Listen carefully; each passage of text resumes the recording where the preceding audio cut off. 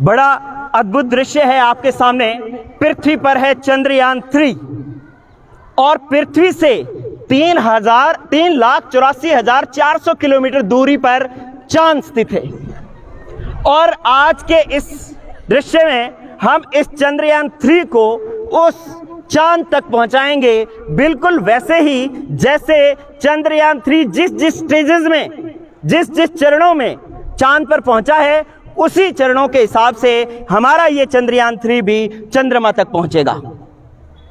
राजकीय उच्च माध्यमिक विद्यालय नई मंडी गड़साना के क्लास 12 के साइंस के बच्चों ने ये मॉडल बनाया है। साथ ही मैंने इसमें सहयोग किया। मैं तेजाराम, व्याख्याता रसायन विज्ञान, हाल ही में उप प्राचार्य के पद पर कार्यरत हूं।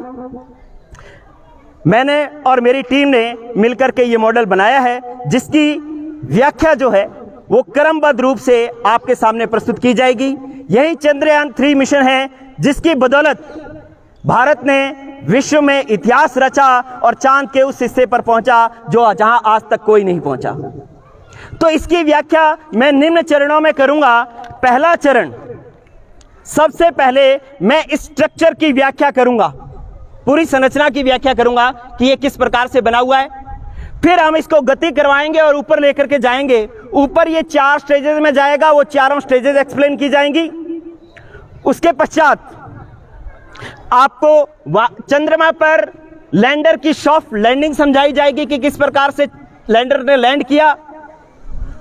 उसके पश्चात आपसे यह समझाया जाएगा कि भारत विश्व में प्रथम स्थान पर कैसे हुआ। और अंतिम चरण जो होगा वो आप सभी के लिए होगा। 15 क्वेश्चन रखे गए हैं सर, जो समझाया जाएगा उसकी क्विज रखी गई है। आप बच्चों में से जो ढंग से सुनेगा और उसमें से 15 क्वेश्चन 1 बाय 1 बच्चों से पूछे जाएंगे और जो बताएगा उनके लिए सामने चमचमाती ट्रॉफियां आपके सामने हैं। ये ट्रॉफियां आपको दी जाएंगी। तो आप सभी के लिए ये बड़ा ही बेहद और रोमांचक विषय है। तो शुरू करें सर। मैं हमारे रिस्पेक्टेड प्रिंसिपल सर से अनुमति चाहूंगा कि मैं इसको प्रारंभ करूं सर। Thank you sir. अब सबसे पहले बात करते हैं इसकी संरचना की। चंद्रयान 3 में जो रॉकेट लॉन्च किया गया है, छोटे छोटे बच्चे भी बैठे, एक एक चीज को गौर से सुनना। चंद्रयान 3 में जो रॉकेट लॉन्च किया गया है, जो इसको ऊपर ले जा रहा है, उस रॉकेट का नाम है LVM-3M4। रॉकेट का नाम क्या है? LVM-3M4। ये इस रॉकेट के 4 हिस्से हैं। नंबर 1 इसके अंदर है, ये 2 जो लगे हुए हैं ये हैं रॉकेट बूस्टर। रॉकेट बूस्टर, इनका नाम है S200। 2 लगे हुए हैं, S200 इधर, S200 इधर। इनकी विशेषता क्या है कि S200, S मतलब सॉलिड, सॉलिड मतलब ठोस, तो इसके अंदर जो ईंधन भरा गया है वो ठोस ईंधन भरा गया है। ये ईंधन जैसे जलेगा, ठोस ईंधन का मतलब जैसे पटाखे में बारूद भरा होता है वो ठोस होता है ना, तो वैसे इसके अंदर ठोस ईंधन भरा हुआ है। जैसे ही ये गति करेगा, जैसे ये बारूद जलेगा तो आग नीचे की तरफ गति लगाएगी, गति करेगी, नीचे की तरफ एक्शन करेगी और पृथ्वी से नीचे से ऊपर की तरफ एक रिएक्शन लगेगा और जिसके कारण ये ऊपर की तरफ गति करेगा। तो पहला इसको मूव कराने का काम जो रहेगा वो रहेगा रॉकेट बूस्टर का, जिसका नाम है S200। जैसे ही S200 अपना कार्य करना बंद कर देगा, आपके लिए ट्रॉफियां हैं, क्वेश्चन पूछे जाएंगे, सभी लोगों का पूरा फोकस इस पर होना चाहिए। जैसे ही S200 अपना कार्य करना बंद कर देगा, वैसे ये दोनों, अब जब इन्होंने कार्य करना बंद कर दिया, इसका तो काम ऊपर पहुंचाना था, तो अब इन दोनों को अलग होना पड़ेगा क्योंकि इसमें ईंधन ही नहीं बचा। अब ये ऐसे ही लगे रहेंगे तो ये तो भार बढ़ाएंगे। अपने को तो ऊपर जाने के लिए क्या करना है? हल्का करना है, हाँ या ना? तो इसलिए जो है ये S200 दोनों जो है वो एक दूरी के बाद दोनों अलग हो जाएंगे। जैसे ही ये अलग हो जाएंगे उसके बाद स्टेज आएगी सेकंड स्टेज के अंदर जो इंजन वर्क करेगा उसका नाम है L110। ये जो L110 है उसको आपने बोलना है L110। इसकी क्या विशेषता है? इसकी विशेषता है L फॉर लिक्विड, लिक्विड मतलब द्रव। इसके अंदर जो ईंधन भरा गया है वो द्रव ईंधन भरा गया है। जैसे पेट्रोल और डीजल जैसे होते हैं ना, वैसे इसके अंदर कैसा ईंधन भरा गया है? द्रव ईंधन। तो जैसे ये बूस्टर्स अलग होंगे, L110 कार्य करना शुरू करेगा। अब इसको ऊपर ले जाने का काम कौन कर रहा है? L110। कौन कर रहा है? L110। जब L110 एक ऊंचाई पर जाएगा, उसके बाद L110 का भी ईंधन क्या हो जाएगा? खत्म। तो अब L110 की जरूरत है क्या? यहां पे उसको भी क्या कर दें? अलग कर दें। क्या कर दें?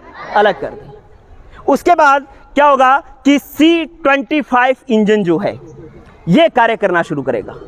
C25 इंजन की विशेषता है कि इसके अंदर गैसें भरी होती है, हाइड्रोजन और ऑक्सीजन। कौन सी गैसें?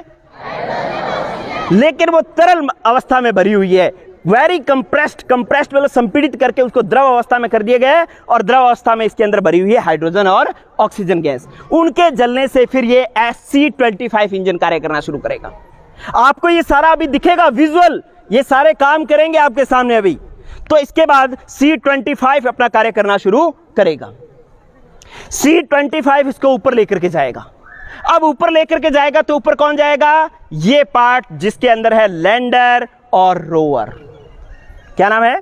लैंडर और रोवर। एक चीज और बता देता हूं कि जो L110 के अंदर जो इंजन काम में लिया गया है वो है विकास इंजन। उस इंजन का नाम क्या है? और C25 के अंदर जो इंजन काम में लिया गया है उसका नाम है क्रायोजेनिक इंजन। अब ये गति करेगा और ऊपर कौन जाएगा? लैंडर और रोवर, ये पार्ट जाएगा। अब कुछ बच्चों के बीच दिमाग में जो मिसकंसेप्शंस हैं, उस मिसकंसेप्शन को मैं दूर करता हूं। एक्चुअली बच्चों, जाना इसको है चंद्रमा पर, लेकिन इसका कोई चंद्रमा पर रोल नहीं है। सुन ले बात, ये सिर्फ पेलोड्स हैं जिसके अंदर जो है दो चीजें हैं जिसको वास्तव में चंद्रमा पर जाना है। ये टेबल इधर लेकर के आए, लैंडर और रोवर दे। जिसको चंद्रमा पर जाना है वो महत्वपूर्ण चीजें जो है वो है, जिसने चंद्रमा पर जाकर के काम करना है वो है सबसे पहले हमारा लैंडर। क्या है? लैंडर। जिसने चंद्रमा पर लैंड करना है वो ये है लैंडर, इसने काम करना है। मतलब ये जो पूरा पोर्शन बनाया हुआ है, ये पूरा पोर्शन सिर्फ और सिर्फ जो है इसको चंद्रमा तक पहुंचाने के लिए है। इसको पूरे को चंद्रमा पर नहीं पहुंचना। चंद्रमा पर किसको पहुंचना है? लैंडर को। किसको पहुंचना है? लैंडर को। और इस लैंडर का नाम रखा गया है, इसका नाम है विक्रम। क्या नाम है? विक्रम। लैंडर का नाम विक्रम। ये सारे क्विज के क्वेश्चन से, ठीक है, तो विक्रम रखा गया। ये जब लैंडर चंद्रमा पर सॉफ्ट लैंडिंग कर जाएगा तो उसमें से फिर ये निकलेगा, इसका नाम है रोवर। रोवर, ये क्या है? रोवर। इस रोवर का नाम रखा गया है प्रज्ञान। क्या नाम रखा गया है? लैंडर और रोवर क्या करेंगे? लैंडर एक जगह चंद्रमा पर स्थित रहेगा और पूरी चंद्रमा पर जितनी भी सूचनाएं हैं वो एकत्रित करेगा, वहां की कंट्रोलिंग करेगा। और रोवर जो है, आप देखें रोवर के अंदर टायर लगे हुए हैं। क्या बता रहे हैं? कि ये चंद्रमा पर घूमेगा और घूम घूम करके विभिन्न जगहों की अलग अलग जो है फोटोज खींच करके वो हमारे पृथ्वी तक हमारे पास भेजेगा, और उसका विश्लेषण हम उसके जो रासायनिक संगठन ज्ञात करने में, जल की उपस्थिति ज्ञात करने में, कितने कौन कौन से खनिज उपस्थित है चंद्रमा पर, ये ज्ञात करने में कर सकते हैं। तो इस प्रकार से पहला स्टेप पूरा हुआ। क्या? कि चंद्रयान 3 की जो पूरी संरचना है वो हो गई है कंप्लीट। अब हम मेन और सबसे जरूरी पार्ट पर आपके सामने आते हैं। सबको इंतजार होगा, सब लोग सोच रहे होंगे कि ये ऊपर की तरफ गति कैसे करेगा। सबके माइंड में क्वेश्चन है? आपके सामने इसको गति करवा रहा हूं। 4 स्टेजेस मैंने बताई है। पहली स्टेज बूस्टर अलग होंगे, दूसरी स्टेज L110 अलग होगा, तीसरी स्टेज C25 अलग होगा, और फिर लैंडर रोवर जो है वो चांद पर पहुंचेंगे। 4 स्टेजेस में ये पहुंच रहा है। 1 बाय 1 मैं स्टेज शुरू कर रहा हूं। यस, जो भी ये पूरी टीम रेडी है सभी लोग? ओके, ये वापस उधर कर दो भाई। ओके, यस, ये चंद्रयान 3 का लोगो हटाएं, हटा लो। यस, आप लोग बैठे, पीछे की साइड, इसके बैक साइड लगाओ। ओके, जब ये थोड़ा सा उठ जाए तब फायर करना है, ठीक है? यस। अब चंद्रयान 3 चांद की तरफ बढ़ रहा है, स्टार्ट कर रहे हैं अपने।